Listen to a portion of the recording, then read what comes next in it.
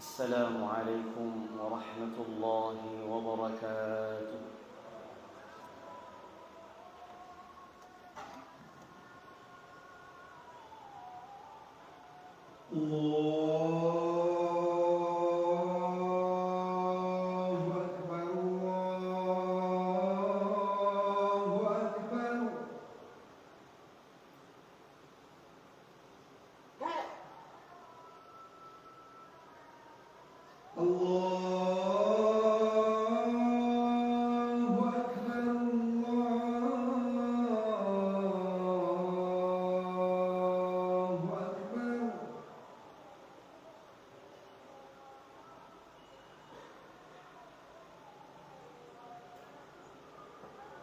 أشهد أن لا إله إلا الله.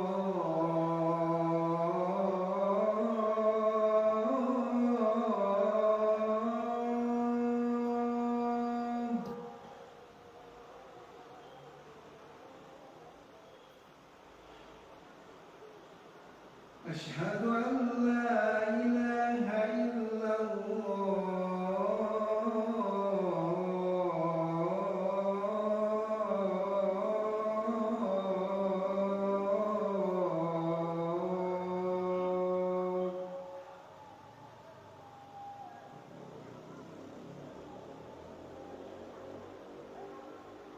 أشهد أن محمدا رسول الله.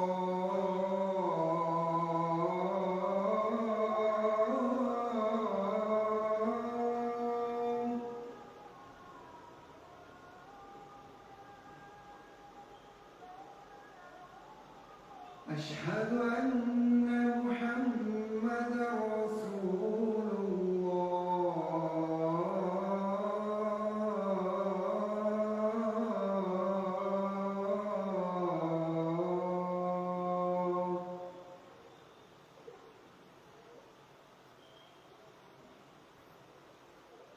حي على الصلاة.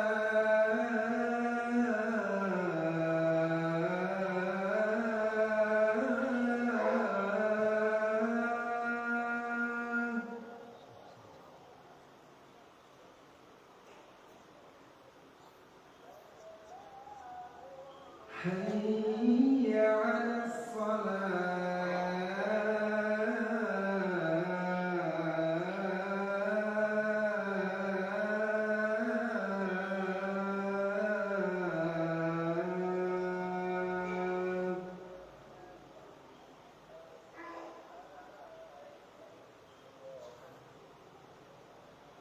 حي على الفلاح.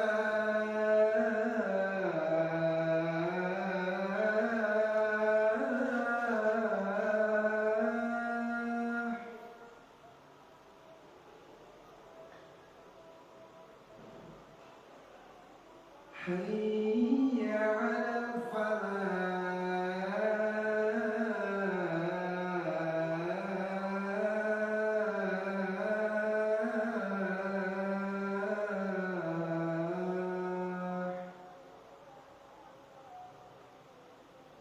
الله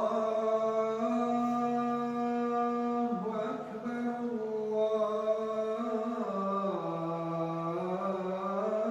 الله أكبر. لا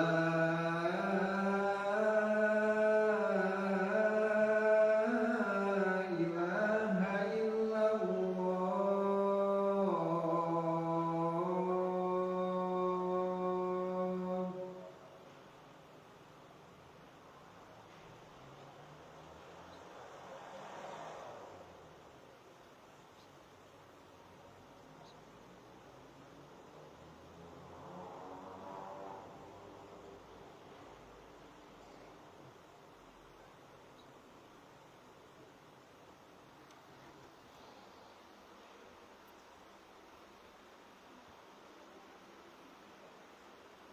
إن الحمد لله نحمده ونستعينه ونستغفره ونستهديه ونتوب إليه ونعوذ بالله من شرور أنفسنا ومن سيئات أعمالنا من يهده الله فلا مضل له ومن يضلل فلا هادي له أشهد أن لا إله إلا الله وحده لا شريك له وأشهد أن سيدنا محمدًا عبد الله ورسوله وصفيه من خير خلقه وخليله بلغ الرسالة وأدى الأمانة ونصح الأمة وجاهد في الله حق جهاده حتى أتاه اليقين فاللهم صل وسلم وبارك على عبدك ورسولك النبي الأمي سيدنا محمد وعلى آله وأزواجه وذريته وصحابته والتابعين ومن تبعهم بإحسان إلى يوم الدين ألا إنما قل وكفى خير مما كثر وألهى وإنما توعدون لآت وما أنتم بمعجزين ألا وإن أصدق الكلام كلام الله جل وعلا وخير الهدي هدي محمد عليه أفضل الصلاة وأتم السلام وشر الأمور محدثاتها إن كل محدثة بدعة وكل بدعة ضلالة وكل ضلالة في النار أجارني الله وإياكم من البدع والضلالات والنار أما بعد فيا معاشر المؤمنين عباد الله أوصيكم ونفسي بتقوى الله تبارك وتعالى فقد قال ربنا جل وعلا في محكم كتابه يا أيها الذين آمنوا اتقوا الله حق تقاته ولا تموتن إلا وأنتم مسلمون ويقول سبحانه يا أيها الناس اتقوا ربكم الذي خلقكم من نفس واحدة وخلق منها زوجها وبث منهما رجالا كثيرا ونساء واتقوا الله الذي تساءلون به والأرحام إن الله كان عليكم رقيبا ويقول سبحانه يا أيها الذين آمنوا اتقوا الله وقولوا قولا سديدا يصلح لكم أعمالكم ويغفر لكم ذنوبكم ومن يطع الله ورسوله فقد فاز فوزا عظيما معاشر المؤمنين عباد الله hadirin sidang Jumat yang dirahmati dan dimuliakan Allah tabaraka wa taala. Alhamdulillah atas karunia, atas anugerah, atas kenikmatan yang Allah azza wa jalla limpahkan kepada kita seluruhnya, sehingga pada kesempatan siang hari ini kita masih bisa menjalankan kewajiban kita sebagai seorang hamba, kewajiban kita sebagai seorang beriman. Ya ayyuhalladzina amanu idza nudiya lis-salati min yaumil jumu'ah fas'au ila dzikrillahi wa dzarul bai' dzalikum khairul lakum in kuntum ta'lamun. Kewajiban melaksanakan salat Jumat berjamaah. Tentu karunia, anugerah yang Allah Azza wa Jalla limpahkan kepada kita dan hamba-hambanya. Tidaklah hanya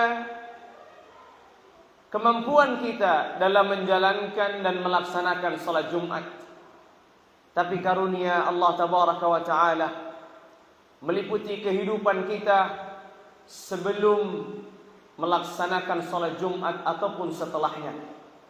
Sehingga ucapan alhamdulillah hanyalah bagian terkecil dari upaya untuk bersyukur atas karunia-karunia-Nya. Pada kesempatan yang mulia ini pula, kita mengirimkan salawat serta salam kehadirat Sayyidina wa Maulana wa Habibina Muhammad ibn Abdullah.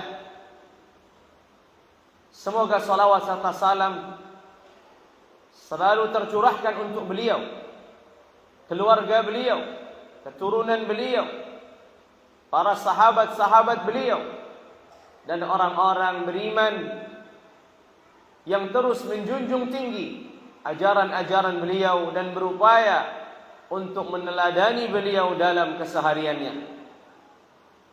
Hadirin sidang Jumat yang dirahmati dan dimuliakan Allah Tabaraka wa Ta'ala. Sesungguhnya kita berada di hari pertama, di Jumat pertama dari bulan Dzulqa'dah. Satu di antara bulan yang Allah Tabaraka wa Ta'ala menjadikannya bulan istimewa. Satu di antara bulan yang mana para ulama menyebutkan ada beberapa kekhususan yang hanya dimiliki bulan Dzulqa'dah. Jikalau lengkap ketiganya. Yang pertama, bulan Dzulqa'dah adalah bulan pertama yang disebut oleh Sayyidina Rasulullah alaihi afdhalus salati wa atammus salam sebagai bulan yang diharamkan oleh Allah Jalla wa Ala. Maksud yang diharamkan, yang diagungkan, yang dimuliakan. Yaqulu alaihi afdhalus salati wa atammus salam as-sanatu 12 syahrin. Satu tahun adalah 12 bulan. Minha arba'atun hurum. Di antara 12 bulan ini ada 4 yang Allah Azza wa Jalla muliakan, 4 yang Allah Azza wa Jalla agungkan. Lalu kata beliau alaihi afdhalus salati wa atammus salam, 3 mutawaliyat, Dzulqa'dah wa Dzulhijjah wa Muharram. Ada 3 bulan yang berkelanjutan. Yang pertama Dzulqa'dah, lalu kemudian dilanjutkan dengan Dzulhijjah, lalu kemudian dilanjutkan dengan Muharram. Lalu berikutnya bulan yang keempat adalah bulan yang terpisah yang disebutkan oleh beliau alaihi afdhalus salati wa atammus salam, wa Rajab Mudhar alladhi baina Jumada wa Sya'ban. Dan satu bulan lagi yaitu bulan Rajab yang berada di antara bulan Jumada dan bulan Sya'ban.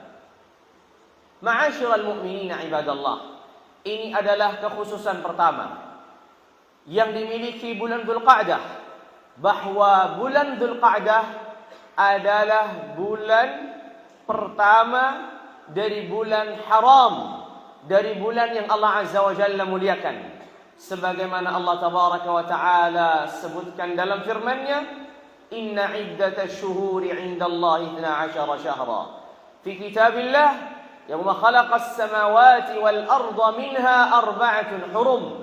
Ada 4 yang diharamkan, lalu sudah ditafsirkan oleh Sayyidina Rasulullah alaihi afdhalus salati wa atammus salam pada hadis yang lalu. Keistimewaan yang kedua yang ada pada bulan Dzulqa'dah adalah bulan Dzulqa'dah bulan kedua dari bulan haji, di mana Allah Tabaraka wa Ta'ala berfirman, Al-hajju ashhurum ma'lumat. Haji memiliki bulan-bulan tertentu. Apabila seorang memulai melaksanakan ihram, meniatkan haji di luar bulan-bulan haji, maka tidak dianggap niatnya dan ihramnya, kecuali ia melaksanakannya di waktu yang telah Allah Tabaraka wa Ta'ala tentukan. Allah Tabaraka wa Ta'ala berfirman, Al-hajju ashhurun ma'lumat. Haji memiliki bulan-bulan yang telah diketahui, sebagaimana yang dijelaskan oleh para ahlul ilm bahwasanya bulan haji itu diawali dengan bulan Syawal, lalu kemudian bulan Dzulqa'dah dan bulan Dzulhijjah, atau lebih tepatnya 10 awal dari bulan Dzulhijjah. Keistimewaan yang ketiga yang disebutkan oleh para ulama dan didasari oleh riwayat dari As-Sayyidah Aisyah binti Abi Bakar radhiyallahu taala anhuma wa ardahuma. Beliau mengatakan, "Ma'tamara Rasulullah sallallahu alaihi wasallam illa fi syahri Dzulqa'dah." Sesungguhnya Sayyidina Rasulullah alaihi afdhalus salati wa atammus salam tidak pernah melaksanakan umrah kecuali pada bulan Dzulqa'dah.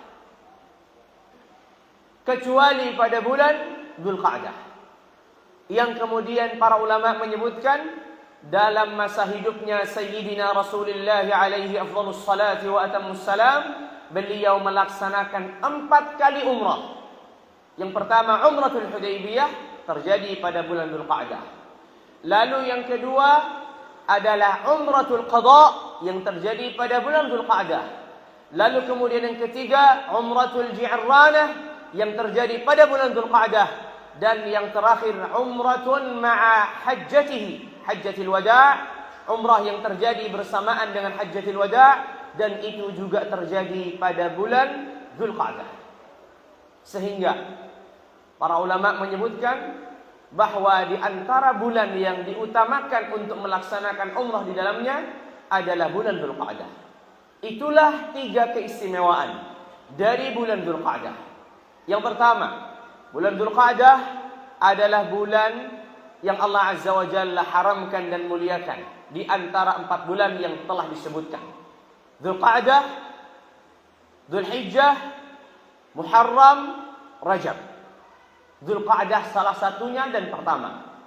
Begitu pula yang kedua, keistimewaan bulan Dzulqa'dah adalah 1 bulan dari bulan-bulan haji. Yang pertama adalah Syawal, lalu kemudian Dzulqa'dah, lalu kemudian bulan Dzulhijjah. Lalu kemudian yang ketiga, bulan Dzulqa'dah memiliki keistimewaan tertentu di mana Sayyidina Rasulullah alaihi afdhalus salati wa atammus salam tidak pernah melaksanakan umrah kecuali pada bulan Dzulqa'dah. Ini menunjukkan bulan ini adalah bulan yang mulia. Ma'asyiral mu'minina ibadallah. Dari 3 kekhususan yang disebutkan oleh para ulama, yang paling penting dalam kehidupan kita adalah kekhususan yang pertama, yaitu adalah menyadari bahwa bulan Dzulqa'dah adalah bulan yang Allah Azza wa Jalla muliakan, Allah haramkan. Perlu kita ketahui apa maksudnya Allah muliakan, Allah haramkan, Allah agungkan. Di mana Sayyidina Abdullah bin Abbas radhiyallahu taala anhuma wa ardhahuma menjelaskan dalam tafsirnya ketika menafsirkan inna iddatash syuhuri 'indallahi ila akhiril ayah. Kata Sayyidina Ibnu Abbas radhiyallahu taala anhuma wa ardhahuma, sesungguhnya Allah khususkan 4 bulan. Allah haramkan 4 bulan ini dalam arti Allah muliakan, Allah agungkan. Lalu kemudian Allah pula lipat gandakan kezaliman dan kemaksiatan di dalamnya. Sebagaimana Allah juga melipatkan amalan-amalan dan pahala orang beriman di dalamnya. Itulah maksud dari Al-Ashhurul Hurum, bulan-bulan yang diharamkan. Maka dari itu, kalau kita sudah mengetahui, sebagaimana para ulama telah menyebutkan, sesungguhnya dosa diberatkan dan pahala dilipat gandakan. Salah satu sebabnya karena dosa tersebut dilaksanakan pada waktu yang mulia atau tempat yang mulia. Ketika dosa dilaksanakan di masjid tidak sama dengan dosa dilaksanakan di rumah, karena berkaitan dengan tempat yang mulia. Begitu pula dosa yang dilaksanakan di bulan Ramadan sebagai contoh dengan dosa yang dilaksanakan selain bulan Ramadan tidak sama, karena Ramadan adalah bulan yang mulia. Sama juga dengan bulan-bulan yang Allah Azza wa Jalla telah khususkan. Maka Allah tabaraka wa ta'ala setelah berfirman inna iddatash syuhur, Allah tutup dengan fala tadhlimu fihinna anfusakum. Janganlah kalian melakukan kezaliman atas diri kalian di dalamnya. Para ahli tafsir memang berbeda, apakah maksudnya di dalamnya pada 12 bulan atau secara khusus pada 4 bulan yang ada. Tapi mereka sepakat dan menjelaskan bahwa kezaliman yang terjadi pada bulan-bulan yang Allah agungkan jauh lebih besar, jauh lebih berat di sisi Allah tabaraka wa ta'ala daripada bulan-bulan selainnya. Barakallahu li wa lakum fil Qur'anil azim wa nafa'ani wa iyyakum minal ayati wadh-dhikril hakim. Aqulu qawli hadha wa astaghfirullaha li wa lakum fastaghfiruhu min kulli dhanbin innahu huwal ghafurur rahim.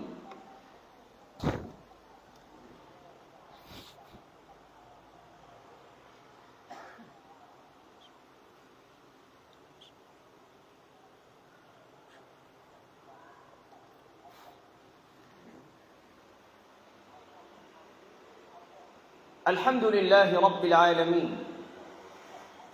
الحمد لله حمدا يوافي نعمه ويكافئ مزيده لك الحمد يا ربنا كما ينبغي لجلال وجهك الكريم وعظيم سلطانك الخليل أشهد أن لا إله إلا الله وحده لا شريك له وأشهد أن سيدنا محمدا عبد الله ورسوله اللهم صل وسلم على عبدك ورسولك النبي الأمي سيدنا محمد وعلى آله وأزواجه وذريته وصحابته والتابعين ومن تبعهم بإحسان إلى يوم الدين.